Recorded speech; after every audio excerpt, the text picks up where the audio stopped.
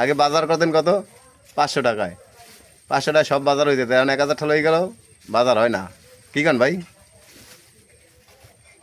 এই বিষয়টার নাম আগে 100টা কর্মী চাল কিনছে, মাছ আসছে খাইছে, 100 নিবের কিনছে, ভিডিও মঙ্গলবার তামাই।